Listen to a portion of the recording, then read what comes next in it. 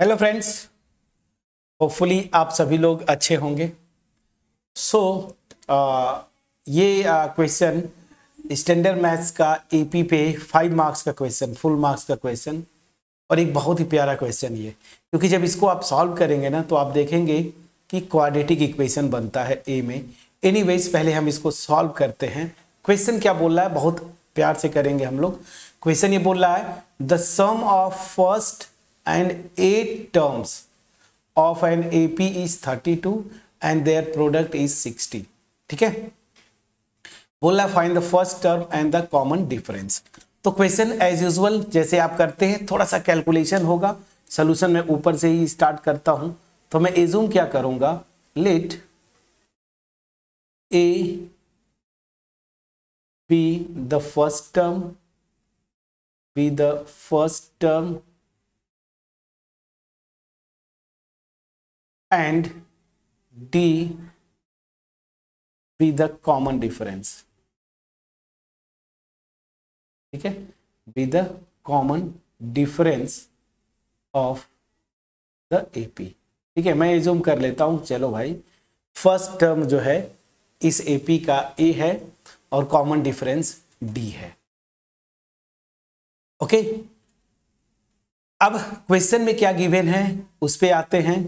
So given है कि first term देखिए प्लस 8 टर्म, मतलब a plus A8, this is 32।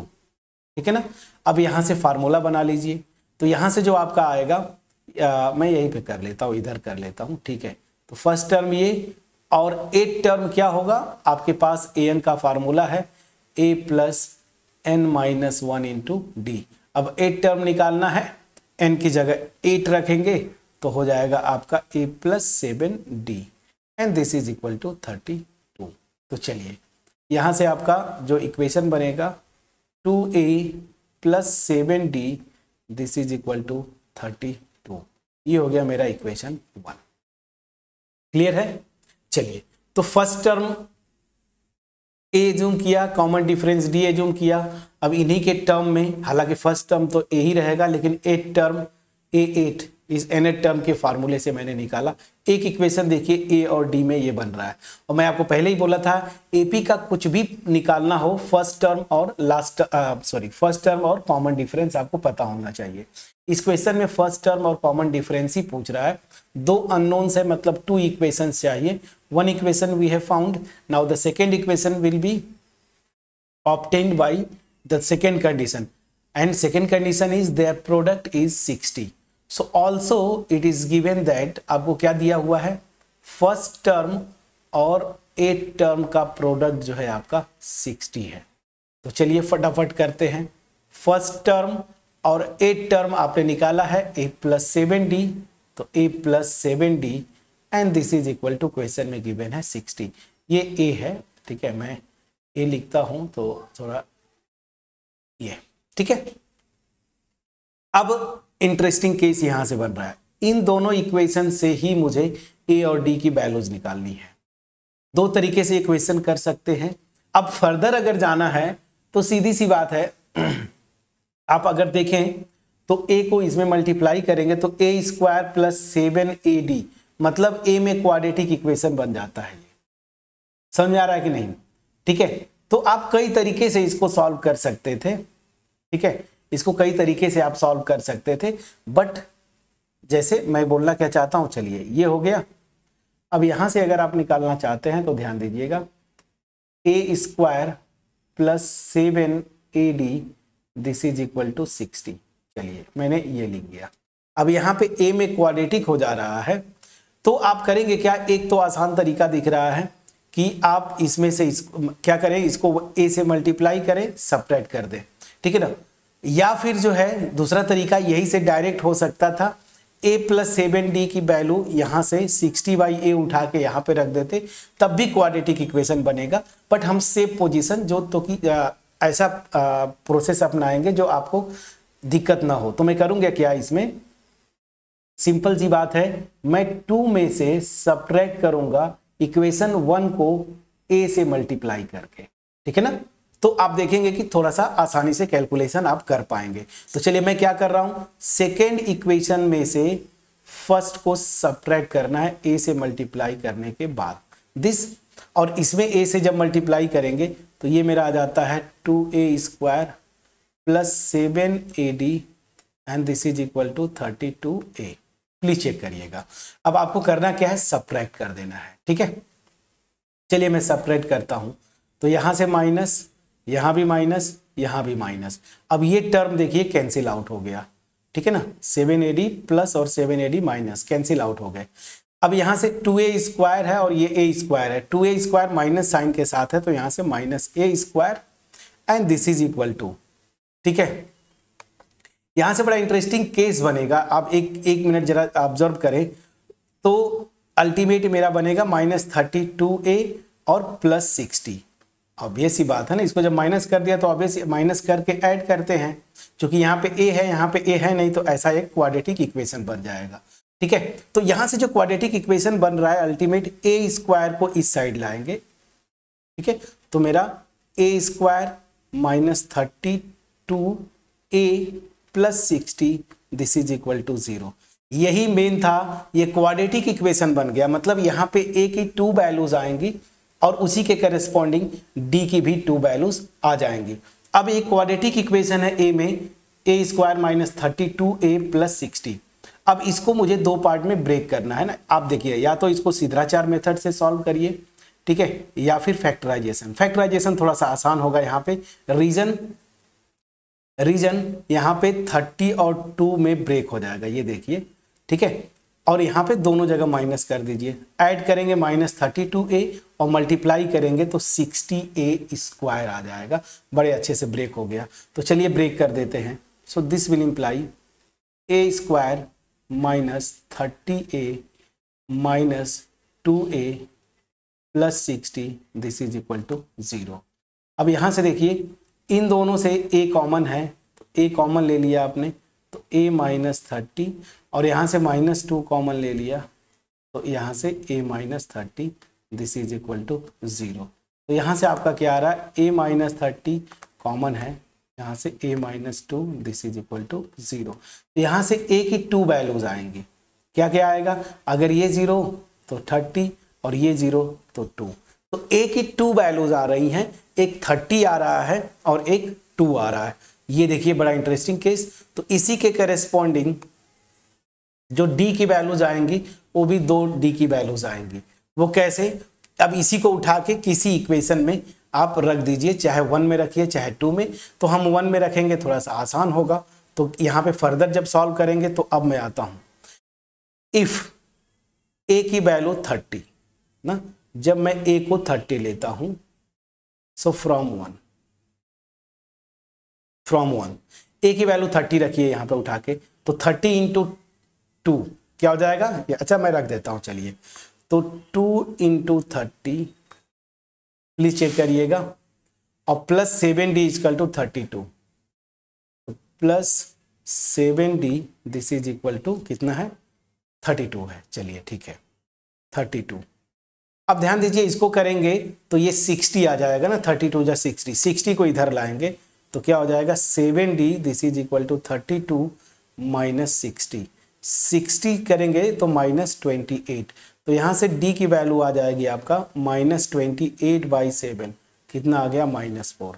तो आपने यहाँ पे बड़े इंटरेस्टिंग केस बना के लिखा या निकाला कि जब a की वैल्यू 30 है तो d की वैल्यू -4, मतलब कॉमन डिफरेंस ये आ रहा है, ठीक है ना।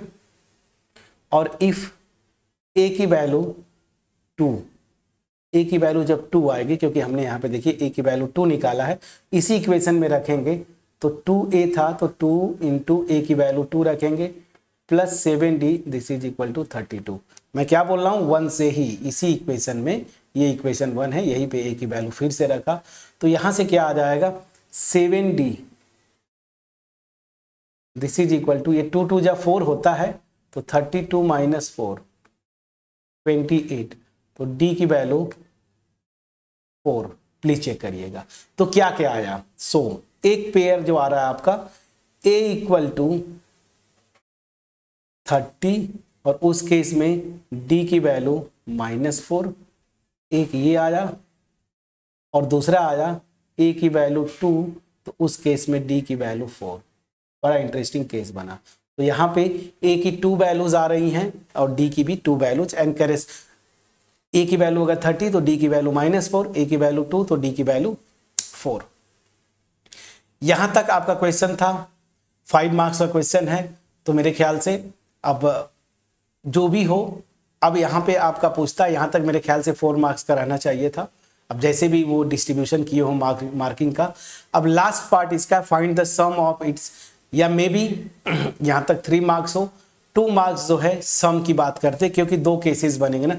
तो find the sum of its first 20 terms. तो चलिए अब यहाँ पे हम लेते हैं, we have formula S N terms का सम क्या होता है, n/2 ब्रैकेट में 2a plus n-1 into D.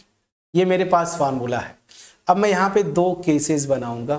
Case 1 यहाँ पे, अगर a की वैल्यू 30 और d की वैल्यू -4, ठीक है ना, पहले ये ले लेते हैं। क्लियर। तो इस केस में ध्यान दीजिएगा, S10 मेरा क्या आएगा, इसी फार्मूले में जहां जहां n है वहां 10 रखेंगे। तो 10/2 ब्रैकेट में 2 इंटू 30 प्लस, जैसे ही आपने यहाँ पे 10 रखा तो 10 - 1 9 आ गया, और 9 इंटू डी की वैल्यू क्या है, -4। तो यहाँ से आपका आ जाएगा 5 ब्रैकेट में 60 और यहाँ से -36। प्लीज चेक करिएगा, 60 में से 36 जाएगा 24 आता है, 24 से मल्टीप्लाई कर दीजिए 120। तो जब a की वैल्यू 30, मतलब एक्चुअली यहाँ पे क्या हुआ ना, क्वेश्चन में जो बोला है कि एक एपी है जिसके टर्म्स ये 2 कंडीशंस को सेटिस्फाई करते हैं।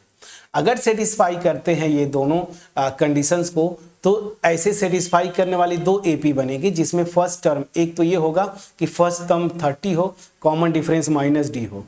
तो उस केस में मेरा जो S10 आएगा, उस एपी का फर्स्ट 10 टर्म्स का सम वो मेरा 120 आ गया। ठीक है। अब केस 2 जरा ले लीजिए, जो दूसरी एपी बनेगी। तो केस 2 जो है, इफ a की वैल्यू 2 एंड d की वैल्यू 4, उस केस में S10 क्या हो जाएगा, सेम फार्मूला आप रखेंगे। तो 10/2 2a, तो 2 इंटू 2 प्लस n-1, देखिए यही फार्मूला है। तो 10 - 1 9 डायरेक्ट आप लिख सकते हैं, और d की वैल्यू मेरी 4 है। तो यहां से आ जाएगा, ये देखिए 10 को 2 से डिवाइड करेंगे 5, यहाँ पे 4 + 36, और यहाँ पे देखेंगे तो 5 4 + 36 मतलब 40, तो ये आ जाएगा 200। समझ में आ रहा है कि नहीं। तो इस केस में S10 की वैल्यू क्या आ जाएगी, 200। क्लियर हुआ। ठीक है। तो 2 केसेस आपके यहाँ पे बन रहे थे, तो यहां से आपने इसको कंप्लीटली निकाला। अब इस एपी में पहले आपसे पूछा था, इस कंडीशन को सेटिस्फाई करने वाले जो एपी होगी उसका फर्स्ट टर्म और कॉमन डिफरेंस निकालिए। उसके बाद फिर आपको निकालना था find the sum of, find the sum of its first 20 terms. Sorry friends, first 20 terms बोला है, ठीक है ना। यहाँ पे हमने फर्स्ट 10 टर्म्स निकाल दिया, कोई इशू नहीं, कोई इशू नहीं। आपको बस थोड़ा सा चेंज करना होगा, यहाँ पे चेंज करेंगे कोई बात नहीं है, यहाँ चेंज होगा, कई जगह अब चेंज करना पड़ेगा। चलिए फिर से फ्रेश निकाल लेंगे। हाँ, चलिए ठीक है। मैं अगर मान लीजिए एक क्वेश्चन और एक्स्ट्रा बन गया, अगर फर्स्ट 10 टर्म्स का सम पूछा होता तो हमने यहाँ पे निकाला था, लेकिन एक्चुअली भाई ये क्वेश्चन में क्या पूछ रहा है, फर्स्ट 20 टर्म्स, मैंने 10 टर्म निकाला। सॉरी फ्रेंड्स, कोई बात नहीं। चलिए, तो कुछ नहीं करना है ना, फर्स्ट 20 टर्म्स n की जगह 20 रख दीजिए, ये 2 इंटू a, ये ठीक है। यहाँ पे 20 - 1 करेंगे 19 होगा, और d जो है मेरा केस 1 में -4 है, कोई बात नहीं, अभी हो जाएगा। तो इधर 20 में 2 को डिवाइड करेंगे 10 आ जाएगा, ये 60 हो गया, और यहाँ पे -76। प्लीज चेक करिएगा। तो यहाँ से आ जाएगा 10 इंटू, ये देखिए 76 में से 10 को सब्ट्रैक्ट करेंगे, हालांकि माइनस साइन यहाँ पे, तो ये 16 हो गया, तो -160। कोई बात नहीं फ्रेंड्स, यहाँ पे हमें S20 निकालना था। बहुत अच्छी बात है, हमने निकाल दिया, और एक फ्यूचर क्वेश्चन बन गया। अगर फर्स्ट 10 टर्म का सम पूछता तो ये निकाल देते। एनीवेज, 160। यहाँ पे भी अब कुछ नहीं करना है, बस थोड़ा सा चेंज कर देना होगा, n की जगह 20 रखना है। यहाँ पे हमसे कैलकुलेशन, एक्चुअली कैलकुलेशन क्या, हमने एक्चुअली फर्स्ट 10 टर्म याद मेरे दिमाग में था, कोई इशू नहीं ना, ये प्रैक्टिस हो जाता है, कोई बात नहीं। तो यहाँ पे 20 करना है, S20, तो 20/2 n/2 2a, ये ठीक है, प्लस n-1 इंटू डी, तो 19 हो जाएगा, 20 - 1 19, और d मेरा ये है, कोई बात नहीं। यहाँ 10, ये 4 प्लस 76, तो यहाँ पे हो जाएगा 10, 76 प्लस 4 80, तो कितना हो गया 800। कोई बात नहीं, चलिए फिर से थोड़ा सा समय लगा, दो क्वेश्चन कर लिया इसी बहाने हमने, ठीक है। ठीक, तो चलिए अब एक बार मैं समराइज करूंगा। इस क्वेश्चन में बोला था कि कोई एक एपी है जिसमें फर्स्ट और 8 टर्म का सम 32 और उनका प्रोडक्ट जो है 60 है।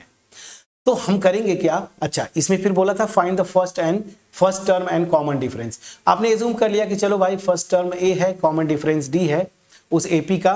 तो क्वेश्चन में जो दिया है कि फर्स्ट टर्म और 8 टर्म का सम 32 है, 8 टर्म ए एन वाले फार्मूले में यहाँ पे 8 रखेंगे तो a + 7d आएगा, यहाँ से ये आ गया, और उनका प्रोडक्ट इतना है तो प्रोडक्ट भी लिख दिया। अब ये दो मैंने निकाल दिया इक्वेशन, इन्हीं दोनों इक्वेशन को सॉल्व करके a और d की वैल्यू निकालना है। मैं यहाँ पे देख रहा हूँ कि सेकेंड इक्वेशन a में क्वाड्रेटिक है और फर्स्ट वाला लीनियर है, तो मैं इसमें a से मल्टीप्लाई करके इसमें से सब्ट्रैक्ट कर दूं, वही मैंने किया। तो a की दो वैल्यूज आ रही थी, कहाँ मैंने किया ये देखिए, वो तो फैक्टराइजेशन बताया था मैंने। a की 2 वैल्यूज थी 30 और 2, तो a की वैल्यू जब 30 है इसी इक्वेशन 1 में मैं रख दूंगा।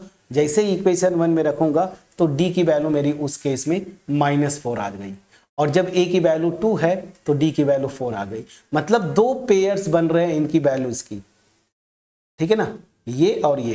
दैट मीन्स क्या हुआ कि वो जो एपी बनेगी, मतलब ऐसी दो एपी बनेंगी जिनके फर्स्ट और 8 टर्म्स का सम 32 आ जाए और प्रोडक्ट 60 आ जाए, जिसमें फर्स्ट टर्म एक में 30 होगा, कॉमन डिफरेंस -4, और सेकेंड जो एपी होगी उसमें first term 2, common difference 4। Clear. अब आप यहाँ पे ये जो निकाले हैं वेरीफाई करना चाहते हैं तो आप वेरीफाई कर लीजिए। a + a8, एक कंडीशन बस 32 आना चाहिए। पहले अगर ये एपी है तो फर्स्ट टर्म मेरा 30, और यहाँ पे a + n-1 इंटू डी, तो a + n-1 मतलब 7 इंटू डी, डी इस केस में मेरा -4 है। वेरीफाई करिए तो 30 + 30 यहाँ से 60 हो जाता है, और 7 4 जा -28। जैसे ही करेंगे यहाँ से 32 आ गया, मतलब वैलिड है जो कंडीशन है। इसको भी रख के देख लीजिए, तो यहाँ पे भी रखेंगे तो फर्स्ट टर्म मेरा 2 प्लस 8 टर्म के लिए a + n-1 into D, D मेरा 4 है, तो 2 + 2 4 प्लस ये 28, तो ये भी देखिए 32 आ गया, यहाँ से भी वैलिड है। मतलब चाहे a की वैल्यू 30 और करेस्पॉन्डिंग d की वैल्यू -4 ले रहा हूँ तो फर्स्ट और 8 टर्म का सम 32 वेरीफाइड, या a की वैल्यू 2 एंड d की वैल्यू 4 ले रहा है तब भी फर्स्ट और 8 टर्म का सम 32 वेरीफाइड है। उसी तरीके से इनका प्रोडक्ट भी आप वेरीफाई कर सकते हैं, ठीक है ना, इनका प्रोडक्ट भी आप वेरीफाई कर लीजिएगा। तो यहां से बड़े आसानी से हमने ये निकाला, ठीक है, कि ए और डी की दो पेयर में वैल्यूज आ रही थी। अब क्या बोला है, इसीलिए क्वेश्चन में देखेंगे ना तो आपको लिखा है hence also find the sum of its first 20 terms. तो यहाँ पे दो केसेस बनेंगे, ए की वैल्यू अगर 30, डी की वैल्यू -4, तो उस केस में मेरा जो सम आ रहा है 20 टर्म्स का, फर्स्ट 20 टर्म्स का -160, और दूसरा केस हमने बनाया जब ए की वैल्यू 2, डी की वैल्यू 4, तो उस केस में S20 जो है 800 आ रहा है। प्लीज चेक करिएगा। तो ये आपका प्रॉपर कंप्लीट क्वेश्चन आया, ठीक है। चलिए, तो ये है मेरा इस क्वेश्चन का सलूशन, जो कि बहुत ही प्यारा क्वेश्चन है, बहुत ही प्यारा क्वेश्चन है। क्लियर, इसलिए मैं आपको बोला था। अब अगर मेरा एफर्ट आपके पास पहुंच पाया, देखिए यहाँ पे स्टूडेंट्स थोड़ा सा, अगर आप प्रैक्टिस पे नहीं है, कॉन्फिडेंस नहीं है, जैसे ही यहाँ पे ये सेकेंड कंडीशन क्वाड्रेटिक बना होगा, कुछ लोग घबरा गए होंगे कि यार कैसे करें। कुछ नहीं घबराना होता है, बड़े आसानी से आप कर सकते हैं। आपको तरीका पता है, जैसे मैंने एकदम सिंपल तरीका बताया, इसको क्वाड्रेटिक बना देते, ए में सब्ट्रैक्ट करते, डी की वैल्यू आ जाएगी। प्लीज चेक करिएगा। जैसे इसको a से मल्टीप्लाई किया हमने और सब्ट्रैक्ट किया तो d की वैल्यू नहीं, ये तो d वाला कैंसिल हो गया, a की वैल्यू यहाँ से 2 आ जाती, 30 और क्या था 2, और फिर उठा के रख देते तो d की करेस्पॉन्डिंग वैल्यूज आ जाती। तो a और d की 2 वैल्यूज मतलब 2 APs ऐसी बनेंगी और उनके करेस्पॉन्डिंग 20 टर्म्स का सम, एक में -160 दूसरे में 800। क्लियर। अब चलिए, मेरा एफर्ट अगर पहुंच पाया होगा, वीडियो को लाइक करिएगा, फ्रेंड्स के साथ शेयर करिए, चैनल पे नए हैं जरूर सब्सक्राइब करिएगा, कमेंट सेक्शन में कमेंट के थ्रू जरूर कम्युनिकेट करें। थोड़ी सी ये कमी रह जाती है आपसे, आप कम्युनिकेट नहीं करते, अपने फ्रेंड्स को जरूर बताएं कि PYQs मैंने शुरू किया यहाँ पे। अब नेक्स्ट उसी ईयर में जैसे या तो A पार्ट में ये क्वेश्चन था और B पार्ट में ये वाला क्वेश्चन था, ये B पार्ट में था, ठीक है ना, सेम 2024 का 5 मार्क्स के क्वेश्चन में। ये वाला क्वेश्चन भी उतना इजी तो नहीं है बट आसान है एज कंपेयर टू पिछला क्वेश्चन। क्या बोल रहा है, in an AP of 40 terms the sum of first 9 terms is 153 and the sum of last 6 term is 687। Determine the first term and the common difference of AP, also find sum of all terms of the AP। बहुत ही प्यारा question. ये भी अगर ऐसे देखें आप, थोड़ा सा साउंड अगर नॉलेज नहीं है AP के बारे में तो सही बताएं तो A पार्ट इजी हो जाएगा इस B पार्ट से, क्योंकि B पार्ट में थोड़ा सा लॉजिक लगेगा, थोड़ा सा इन डेप्थ कॉन्सेप्ट आपको पता होगा, तभी आप आगे अप्रोच कर पाएंगे। तो इस क्वेश्चन को तो जरूर करें। एक का सोल्यूशन मैंने कर दिया, इसका सोल्यूशन करके कमेंट सेक्शन में जरूर कमेंट करिएगा। मिलते हैं नेक्स्ट वीडियो में, तब तक अपना ख्याल रखें, पढ़ाई करते रहिएगा। Thank you. ये भी स्टैंडर्ड मैथ्स का उसी का है और पार्ट में, मतलब B पार्ट में ये रहा होगा। तो आपको चाहे ये क्वेश्चन करना था या फिर ये वाला, इस क्वेश्चन को अटेम्प्ट जरूर करिएगा, दिमाग लगाइएगा, भागना नहीं है फ्रेंड्स। बोर्ड का एग्जाम देने जाना है आपको, तो बिल्कुल आप अच्छे से करेंगे। चलिए।